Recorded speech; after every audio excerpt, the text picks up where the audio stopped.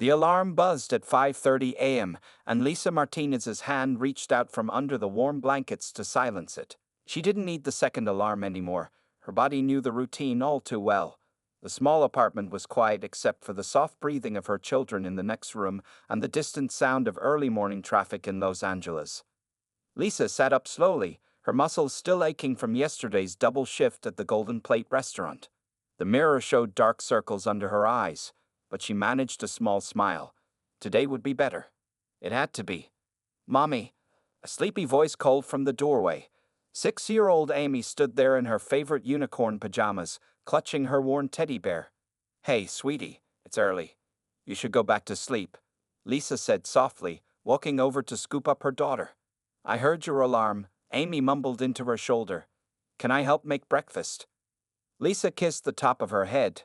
"Of course you can, but first, let's wake up your brother." 8-year-old Kevin was harder to wake. He lay sprawled across his bed, one foot sticking out from under the covers, his school uniform already wrinkled. "5 more minutes," he groaned when Lisa gently shook his shoulder. "Come on, buddy. We got pancakes to make," Lisa said, knowing food was the best motivation for her growing boy. The small kitchen came alive with morning activity. Emmy stood on a step stool, carefully measuring flour while Lisa mixed the batter. Kevin, finally awake, set the table with mismatched plates they collected from yard sales over the years. "Mom, Billy got the new PlayStation 5 yesterday," Kevin mentioned casually, but Lisa caught the longing in his voice. "That's nice, honey," she replied, flipping a pancake. Her heart squeezed. The tips from last night's shift had gone straight to the electricity bill. The PlayStation would have to wait, just like the new shoes Emmy needed and the dentist appointment Lisa had been postponing for herself. As they ate breakfast, Lisa reviewed their daily schedule. "Grandma Maria will pick you up from school today. I got the late shift, so be good for her, okay?" "Can we order pizza at Grandma's?" Kevin asked hopefully. "Not today, buddy, but I brought her some of that chicken casserole you both like," Lisa answered. Watching their faces fall slightly, she quickly added, "Maybe this weekend we can have a movie night with pizza if tips are good." The kids brightened at that. Lisa had learned to be careful with promises, but movie nights were sacred, even if it meant taking an extra shift to cover the cost. After dropping the kids at school, Lisa headed to her morning job at Joe's coffee shop. The small cafe wasn't much, but the morning rush tips helped, and Joe let her take home day-old pastries for the kids sometimes. "Looking tired, Lisa," Joe commented as she tied on her apron. The older man had owned the shop for 20 years and had become something of a father figure to her. "Just the usual," she replied, starting the coffee machines. "Amy had a nightmare last night." Joe nodded sympathetically. "Take home some of those chocolate croissants today. They'd always cheer them up." The morning rush kept her busy. Lawyers grabbing espressos, office workers ordering complicated lattes, students clutching their textbooks and ordering the cheapest coffee possible. Lisa moved efficiently, remembering regulars' orders and offering quick smiles even when her feet started to ache. During her break, she counted her tips. $43.75. Not bad for a morning, but not great either. The rent was due next week, and even with both jobs, she was cutting it close. Her phone buzzed with a text from her mother. "Kids need new school supplies. Teacher sent note." Lisa closed her eyes for a moment. Another expense she hadn't planned for. But she'd figure it out. She always did. The afternoon shift at the Golden Plate was different from the casual atmosphere of Joe's coffee shop.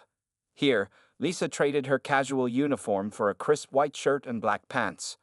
The upscale restaurant demanded perfection, and she delivered it with practiced ease. "Table 12 needs more wine, Lisa," called Peter Collins, the restaurant manager. He was strict but fair, and he'd given her flexible hours when Amy got sick last winter. And the kitchen's backing up on orders.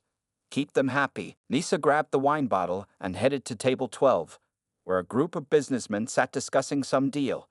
She filled their glasses smoothly, invisibly, the way she'd learned to do. Rich people preferred their servers to be like ghosts, present when needed, absent when not. Between tables, she caught her breath in the break room, checking her phone. 2 messages from the kids lit up the screen. "Kevin, got an A on my math test." "Amy, miss you, mommy. Grandma let me draw you a picture." The messages gave her a second wind, the energy she needed to get through the next 6 hours. This was why she did it all. The double shifts, the aching feet, the careful budgeting of every dollar. Her children deserved every chance she could give them. By the end of her shift, Lisa had earned enough in tips to cover the school supplies. She'd skip lunch tomorrow to make up the difference in the rent money, but her kids would have what they needed. The bus ride home was long, and Lisa used the time to plan. Maybe she could pick up another morning shift at Joe's next week, or perhaps she could sell some of her old jewelry. The gold necklace her grandmother had given her would fetch a decent price, even though the thought of selling it made her chest tight. It was past midnight when she finally walked into her apartment. Her mother had left a note. "Kids asleep." Amy didn't want to go to bed without a story. Kevin did his homework. Left some tamales in the fridge. "Get some rest, Maija." Lisa checked on her children first, as she always did. Kevin had kicked off his covers again, and she gently pulled them back over him. Amy clutched the drawing she'd made. A stick figure family with big smiles and hearts everywhere. In her own room, Lisa counted out the day's tips and updated her budget notebook. The numbers never changed much, but she kept hoping that somehow they'd add up differently one day. As she got ready for bed, she caught her reflection in the mirror again. The dark circles under her eyes were deeper now, and a few strands of gray had appeared in her dark hair.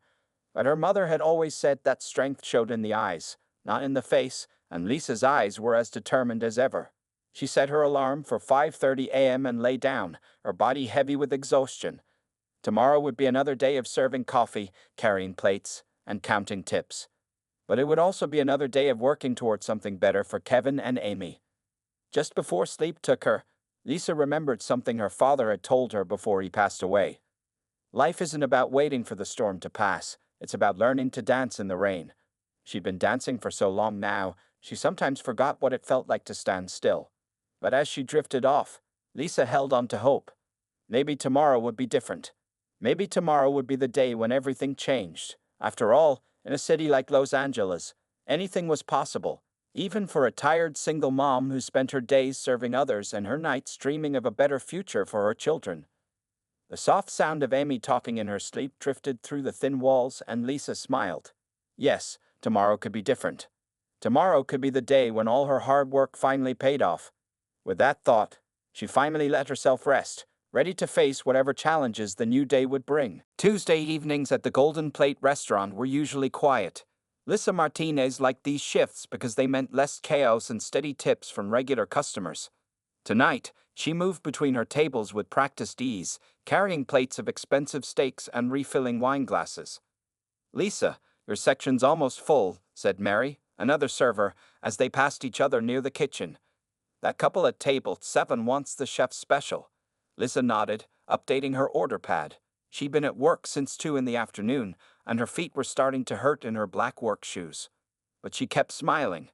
Good service meant good tips, and good tips meant she might be able to buy Kevin those new basketball shoes he needed. The kitchen doors swung open, and Peter Collins, the restaurant manager, rushed out. His face was flushed with excitement.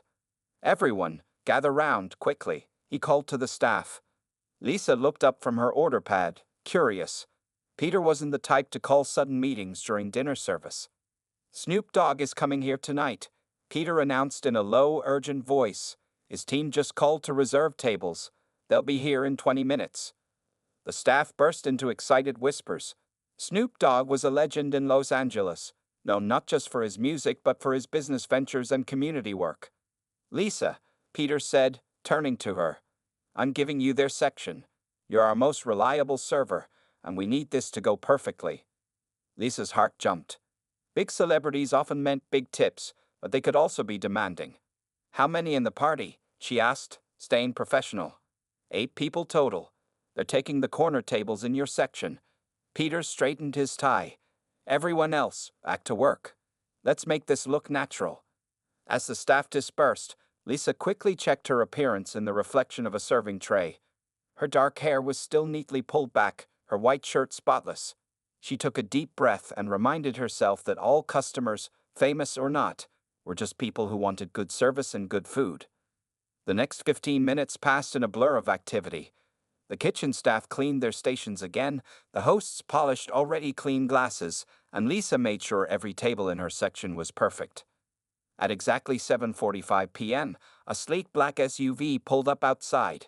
Then another. And another. The restaurant's front doors opened, and in walked Snoop Dogg, followed by his entourage. He wore a designer suit that probably cost more than Lisa's monthly rent, but his walk was relaxed and casual. The other diners tried to act normal, but Lisa could see phones being quietly raised for pictures. The host led the group to their tables, and Lisa gave them a moment to settle in before approaching. "Good evening," she said, her voice steady despite her nerves. "Welcome to the Golden Plate. I'm Lisa, and I'll be taking care of you tonight." Snoop Dogg looked up at her with a friendly smile. "What's good here, Lisa?" he asked, his voice exactly like it sounded on TV. "Our chef makes an amazing herb-crusted lamb," Lisa replied. "But personally, I love the grilled sea bass." "You heard the lady," Snoop said to his group. "Let's try both." The orders came quickly, a mix of steaks, seafood, and vegetarian dishes. Lisa wrote everything down carefully, making note of special requests. One person wanted no garlic, another needed gluten-free options. As she walked back to the kitchen, Lisa couldn't help thinking about Kevin. Her 8-year-old son was a huge Snoop Dogg fan, even though she only let him listen to the clean versions of the songs. You would never believe she was serving his idol dinner. The kitchen was buzzing with energy. "Is it really him?" asked Joe, the line cook. "What did he order?" "Focus on cooking, people," Peter called out. "Every dish needs to be perfect." Lisa moved efficiently between the kitchen and her tables, making sure her other customers weren't neglected. She brought bread baskets, took drink orders, and answered questions about the menu, all while keeping an eye on Snoop's party. To her surprise, they were one of the easiest groups she'd served in a while. They said please and thank you, didn't make unreasonable demands, and seemed to genuinely enjoy their food. Snoop Dogg himself complimented the wine she recommended. During one trip to their table, Lisa overheard them discussing a youth center they were planning to open in Compton. She smiled, remembering how the community center in her neighborhood had helped her when she first became a single mom. "Everything good with the food?" she asked as she cleared some empty plates. "It's all fire," Snoop replied. "You know your stuff, Lisa." She felt a burst of pride at the compliment. "Thank you. It's easy when you love your job." "How long you been working here?" one of his friends asked. 3 years, Lisa answered, plus mornings at a coffee shop. Snoop looked up at her with new interest. "2 jobs? That's a hustle." "Got to do what you got to do," Lisa said simply. "I have 2 kids at home." Something changed in Snoop's expression, a flash of understanding, maybe respect. He nodded slowly. "Single mom?" "Yes, sir." "Don't call me sir," he said with a smile. "Making it work on your own ain't easy. My mama did the same thing." Before Lisa could respond, another table needed her attention. The evening continued, but now there was a different feeling when she approached Snoop's table, less like a server and a celebrity, more like 2 people who understood something about life's struggles. As the night went on, Lisa found herself sharing small stories about her kids. How Kevin was learning to play basketball, how Amy was just starting to read on her own. Snoop and his friends listened, nodding, sharing their own stories about family and growing up in LA. The restaurant began to empty out, but Snoop's group stayed, enjoying their desserts and talking. Lisa's feet were killing her now, but she didn't mind. This wasn't just another shift anymore. It felt like she was part of something special. Finally, around 11 p.m., Snoop asked for the check. Lisa brought it in a leather folder, professional until the end. She didn't hover or hint about a tip. That wasn't her style. "Thank you for everything," Snoop said as she handed him the folder. "You got something special here, Lisa. Keep pushing." "Thank you," she replied, meaning it. "It was a pleasure serving you all." She gave them privacy to handle the bill, keeping busy with her other closing duties. When she finally returned to collect the checked folder, they were putting on their coats, getting ready to leave. The folder felt heavy in her hands. Lisa knew better than to open it until they were gone, but something told her this night was about to change everything. As the group headed toward the door, Snoop turned back. "Hey, Lisa," he called. "Tell your son I said what's up." She watched them leave through the front doors, their black SUVs pulling away smoothly into the Los Angeles night. The restaurant felt different somehow, quieter, but charged with possibility. Peter appeared at her side. "Well done, Lisa. That was perfect service." But Lisa barely heard him. She was looking down at the leather folder in her hands, knowing that inside was more than just a tip. Inside was a message from someone who understood her story, because it was his mother's story too. With slightly shaking hands, she opened the folder, and what she found inside would change everything. But that was another part of the story, one that would unfold in its own time. For now, Lisa stood in the quiet restaurant, holding a piece of paper that felt as heavy as hope itself, while outside, the Los Angeles night sparkled with all the dreams that sometimes, unexpectedly, come true. The kitchen of the Golden Plate buzzed with energy as Lisa pushed through the swinging doors. She held her notepad tight, reading back the orders from Snoop Dogg's table. The chef, Bill, listened carefully as she spoke. "Table 9 wants 2 herb-crusted lamb, 3 sea bass, 1 vegetarian pasta, and 2 filet mignon," Lisa said clearly. Her hands trembled slightly from excitement, but her voice stayed steady. "One person needs everything gluten-free." Bill nodded, already reaching for his ingredients. "Got it. How's he like his steak?" "Medium rare," Lisa answered. "And they want extra bread for the table." As she walked back out, Peter caught her arm. "Everything okay out there?" the manager asked quietly. "Perfect," Lisa said. "They're actually really nice." Back in the dining room, Lisa moved between her tables with grace.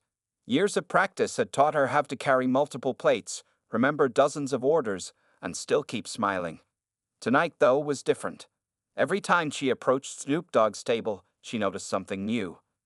She saw how he made sure everyone had what they needed before starting his own meal. She noticed how he listened when others spoke, giving them his full attention. Most of all, she saw how he treated every server, busboy, and staff member with respect. "Excuse me," called a woman from another table. "Could we get some more water?" Lisa quickly filled their glasses, apologizing for the delay. When she turned back, she saw Snoop watching her work. Their eyes met for a moment, and he gave her a small nod of understanding. The evening got busier as more people heard that Snoop Dogg was at the restaurant. The host had to turn away several people who tried to walk in without reservations. Through it all, Lisa kept her cool, making sure every table got the attention they deserved. "How's everything tasting?" she asked as she checked on Snoop's table. "This lamb is amazing," one of his friends said. "Best I've had in LA." Snoop took a sip of his wine, the one Lisa had recommended. "You know your stuff, Lisa. How'd you learn so much about wine?" "I read a lot," she admitted. "And Peter, our manager, gives us training. I want to do this job right, you know." "I feel that," Snoop said. "My mama always said, if you're gonna do something, do it 100%. Lisa smiled. "My mom says the same thing. She watches my kids while I work here."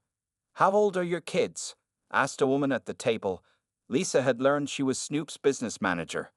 8 and 6, Lisa answered, pulling out her phone. "This is Kevin and Amy." She showed them a photo from last weekend. The kids were at the park, both grinning wide at the camera. Kevin wore his favorite basketball jersey, and Amy had ice cream on her face.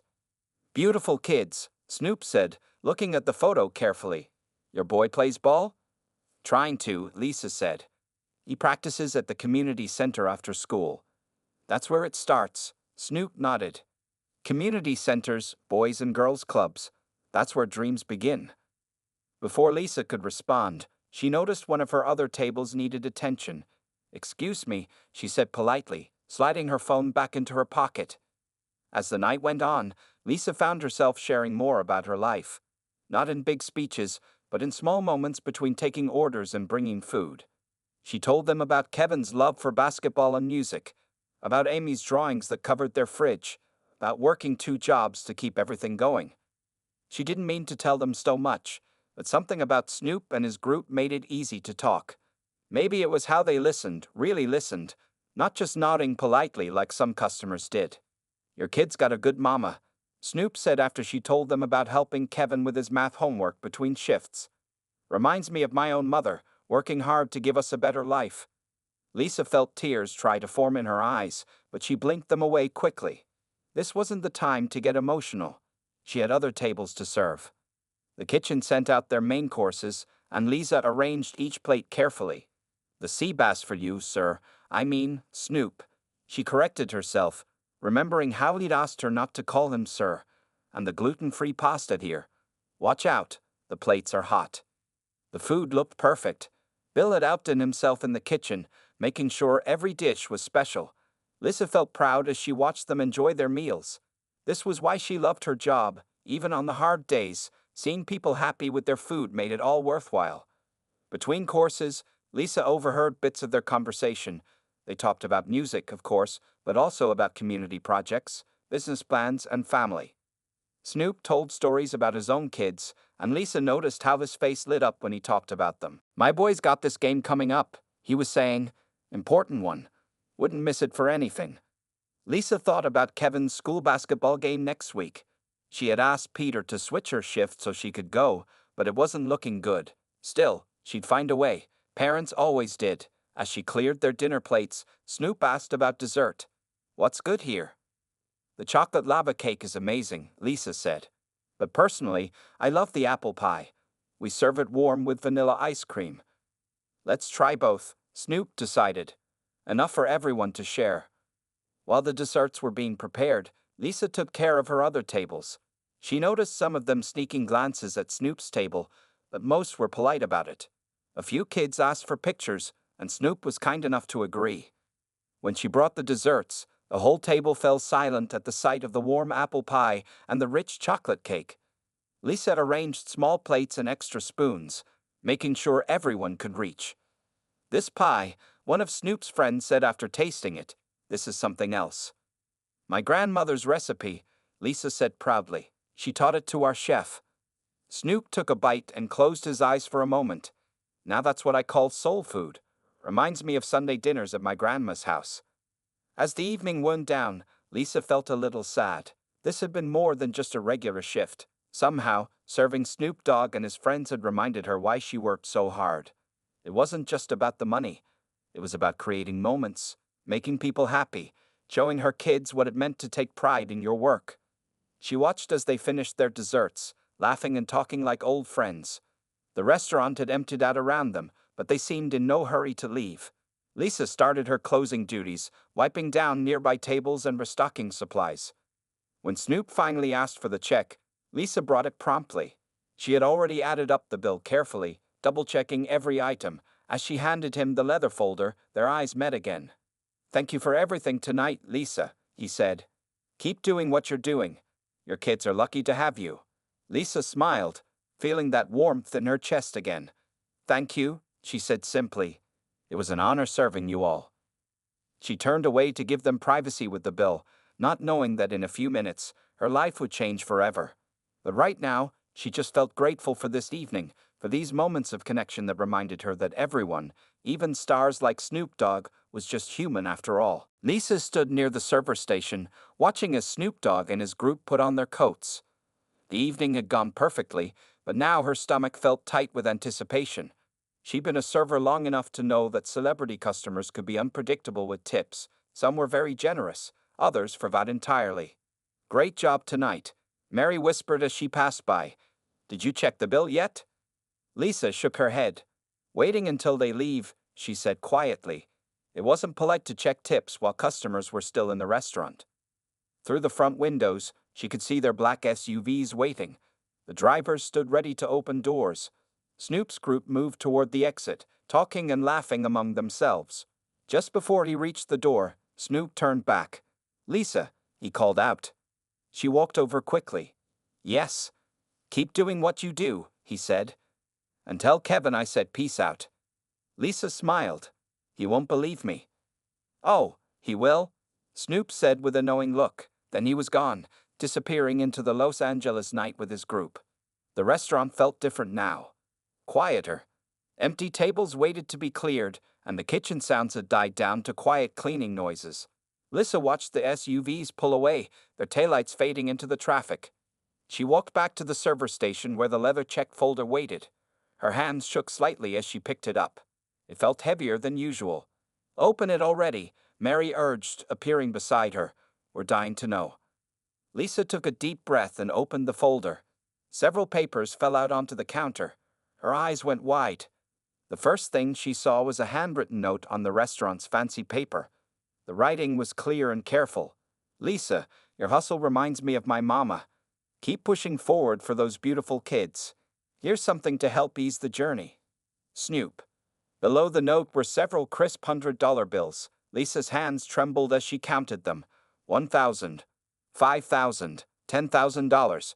She had to count 3 times to believe it. But there was more. Another paper had official letterhead from Snoop's educational foundation. It was a letter stating that college funds had been set up for both Kevin and Amy. Each fund had $25,000 to start with. "Lisa?" Mary touched her arm. "Are you okay?" Lisa realized she was crying.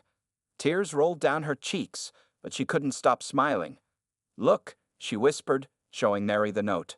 Mary read it and gasped. "Oh my God," she said softly. Other servers gathered around, reading over her shoulder. Peter came out of his office, drawn by the commotion. "What's going on out here?" Lisa couldn't speak. She just handed him the papers with shaking hands. Peter read them carefully, his eyes getting bigger. "Lisa," he said finally, "you should sit down." She sank into a chair, her legs feeling weak. The papers trembled in her hands as she read them again and again. This couldn't be real. Things like this didn't happen to people like her. But it was real. The money was real. The college funds were real. The note was real. "I can take my kids to the dentist," she whispered. It was such a small thing to think about with all this money, but it was the first thing that came to mind. "Kevin can get new basketball shoes." Mary hugged her tight. "Your kids are going to college." More tears came then. Lisa thought about all the nights she'd laid awake worrying about their future. How would she ever afford college? How could she give them the chances they deserved? Now, in one evening, those worries had gotten so much lighter. "I need to call my mom," Lisa said suddenly, reaching for her phone. Her fingers were shaking so much she could barely dial. "Maisha?" Her mother answered, sounding sleepy. "Is everything okay?" "Mama," Lisa's voice broke. Something amazing happened. She told her mother everything, about serving Snoop Dogg, about how kind he'd been, about the note and the money and the college funds. She could hear her mother crying too. "Your father would be so proud," her mother said. "He always said your hard work would pay off someday." Lisa looked at the clock. It was almost midnight. Her kids would be asleep, but she couldn't wait to see them. She needed to hug them right now. "Peter," she turned to her manager, "can I?" "Go," he said before she could finish. "Go home to your kids. We'll cover your closing duties." Lisa gathered her things quickly, carefully putting the note and papers in her bag. The money she put in the restaurant's safe until morning. It wasn't safe to carry that much cash on the late-night bus. As she waited at the bus stop, Lisa read the note again. "Your hustle reminds me of my mama." Such simple words, they meant everything. Snoop had seen her, really seen her, not just as a server, but as a mother doing everything she could for her children. The bus was nearly empty this late. Lisa sat by the window, watching the city lights blur past. She thought about how different tomorrow would be. She could quit her morning job at the coffee shop. She could be there when her kids woke up. But she wouldn't quit the Golden Plate. She loved her job there, and tonight had reminded her why. Sometimes magic happened in restaurants. Sometimes people connected in unexpected ways. Sometimes a simple service job could change everything. The bus dropped her off 3 blocks from home. Lisa walked quickly through the quiet streets, her footsteps echoing on the sidewalk. The lights were off in their apartment building, but she could see her mother's car still parked outside. She climbed the stairs quietly, unlocked their door, and slipped inside. The apartment was dark except for a small kitchen light. Her mother had fallen asleep on the couch, probably waiting up for her. Lisa kissed her mother's forehead, gently waking her. "Go sleep in my bed, Mama," she whispered. "I'm going to check on the kids." In Kevin's room, she sat carefully on the edge of his bed. He was sprawled out as usual, one foot sticking out from under the covers. Lisa smoothed his hair back. "Baby," she whispered, "you're going to college. You can be anything you want to be." Then she went to Amy's room. Her daughter was curled up tight around her teddy bear, her dark hair spread across the pillow. Lisa tucked the blanket more securely around her. "My sweet girl," she whispered, "your future just got so much bigger." Back in the living room, Lisa sat on the couch, holding the note from Snoop. Tomorrow she would figure out the practical things: how to set up a bank account for the money, how to invest it wisely, how to make sure her kids' futures were secure. But tonight, she just sat in the quiet apartment, listening to her children breathe, feeling grateful for a moment of kindness that had changed everything. Sometimes, she thought, angels wore designer suits and wrote notes on restaurant paper. Sometimes miracles came with a side of apple pie. And sometimes, on an ordinary Tuesday night in Los Angeles, dreams really did come true. The morning after Snoop Dogg's visit to the Golden Plate, Lisa woke up before her alarm. She hadn't slept much, but she didn't feel tired. The events of last night still felt like a dream, but the note on her bedside table proved it was real. She heard movement in the kitchen, her mother making breakfast. The smell of coffee and eggs filled the apartment. Lisa got up quietly, not wanting to wake the kids just yet. She wanted to tell them the news when they were fully awake. "Good morning, Mija," her mother said when Lisa entered the kitchen. "I still can't believe it." Lisa hugged her mother tight. "Me neither, Mama." They sat at the small kitchen table, drinking coffee and planning. Lisa's mother had always been good with money. She'd raised 3 kids on a teacher's salary. "We need to be smart about this," her mother said. "This is your children's future." Lisa nodded. "I want to put most of it away. Just use enough to catch up on bills and get the kids what they need." "That's my smart girl," her mother smiled proudly. They heard footsteps in the hallway. Kevin appeared first, rubbing his eyes. "Mom, you're home early." "Come here, buddy." Lisa patted the chair next to her. "I have something to tell you." Amy wandered in too, still in her unicorn pajamas. She climbed into Lisa's lap while Kevin sat down. "Remember how I told you about the famous people who sometimes come to the restaurant?" Lisa began. Kevin nodded, suddenly more awake. "Did you meet someone?" "Last night, I served dinner to Snoop Dogg." Kevin's eyes went wide. "No way, really?" "Really," Lisa smiled. "And guess what? He left us a special note." She showed them the note, reading it out loud. Kevin stared at it in amazement while Amy traced the letters with her finger. "You really wrote this?" Kevin asked. "For us?" "He did. And he did something even more amazing." Lisa took a deep breath. "He made sure both of you can go to college when you grow up." Amy looked confused. "What's college?" "It's a special school where you can learn to be anything you want to be," Lisa explained. "And now you both have special savings accounts to pay for it." Kevin jumped up from his chair. "Can I tell my friends? Can I bring the note to school?" "Not the note, honey. But you can tell them you met Snoop Dogg." Lisa smiled at his excitement. "Now, how about breakfast? We'd have a busy day ahead." After breakfast, Lisa called the bank and made an appointment. Then she called Joe at the coffee shop. "Joe, it's Lisa. I need to talk to you about my morning shifts." Joe listened as she explained everything. "Lisa, that's amazing. But are you sure about quitting? You know you'll always have a job here if you need it." "Thank you, Joe. You've been so good to us. But I want to be home in the mornings with my kids." Next, she called Peter at the Golden Plate. "I'll be in for my evening shift," she told him. "But first I need to take care of some things." "Take all the time you need," Peter said. "After last night, you're basically a celebrity here yourself." At the bank, a friendly manager named Susan helped them set up accounts. "This is life-changing money," Susan said as she typed on her computer. "But you're being very wise about it." Lisa had decided to put most of the money into savings accounts. Some would go toward paying off their small debts and getting the kids what they needed, but the rest would grow safely in the bank. "The college funds are already set up through the foundation," Susan explained. "They'll grow until your kids are ready for college. You can't touch that money. It's just for their education." After the bank, they went shopping. Not for anything fancy, but for necessities they'd been putting off. New shoes for both kids, school supplies, a proper winter coat for Amy. At the sporting goods store, Kevin picked out basketball shoes, his face glowing with joy. "Mom," he said as they left the store, "can we go to the community center? I want to try these out." At the community center, they ran into Carlos, Kevin's basketball coach. Lisa told him what happened, and Carlos grinned wide. "See, Kevin? Good things happen to good people. Your mama works harder than anyone I know." While Kevin practiced with his new shoes, Lisa sat with Amy in the bleachers. Her daughter was drawing a picture with her new colored pencils. "What are you drawing, sweetie?" "Us," Amy said, "and the man who helped us. Look, he's wearing a fancy suit." Lisa smiled at the crayon version of Snoop Dogg in Amy's drawing. Children saw things so simply. To Amy, he was just a kind man who had helped her family. When they got home, Lisa found that her phone was full of messages. The story had somehow gotten out. Local news wanted interviews. People had posted about it on social media. Even her old high school teacher had called to congratulate her. "You don't have to talk to anyone," her mother advised. "This can be private if you want it to be." But Lisa thought about it carefully.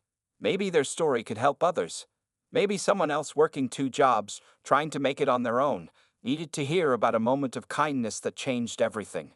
She agreed to one interview with a local newspaper. The reporter, a kind woman named Carol, came to their apartment. "Tell me about that night," Carol said, recording their conversation. So Lisa told her everything. About working double shifts, about her kids, about serving Snoop Dogg and his group, about the note and the gift that changed their lives. "But you know what meant the most?" Lisa said. "He saw me, not just as a server, but as a mother doing her best. He understood because his own mother did the same thing." The story ran the next day. By evening, it had spread across the internet. People shared it, commenting about how it gave them hope. Other single parents wrote about their own struggles. Some people even started fundraisers to help other working parents in their communities. At the Golden Plate that night, Lisa's regular customers hugged her. Her coworkers celebrated with her. But she worked just as hard as always, giving the same good service she always had. "Why are you still here?" one customer asked. "You don't need to work now." But Lisa just smiled. "I love my job," she said simply. "That hasn't changed." Late that night, after her shift, Lisa sat with her kids watching TV. Kevin was reading a basketball magazine, still wearing his new shoes. Emmy was asleep, cuddled against Lisa's side. On the coffee table lay Amy's drawing of their family, with Snoop Dogg in his fancy suit standing beside them. Next to it was the note that had changed everything, its words now familiar but still powerful. Lisa looked around their small apartment. Nothing fancy had changed. Same furniture, same walls, same view out the window. But everything felt different. The weight of constant worry had lifted. Her children's futures stretched out bright and full of possibility. Her phone buzzed with a text from her mother. "Proud of you, Maija. Your father is smiling down on us today." Lisa held her sleeping daughter closer and watched her son practice basketball moves in their small living room. Sometimes the biggest changes came from simple moments of kindness. Sometimes angels wore designer suits and left notes on restaurant paper. And sometimes, on an ordinary Tuesday night in Los Angeles, dreams didn't just come true, they grew bigger than anyone could have imagined. The end.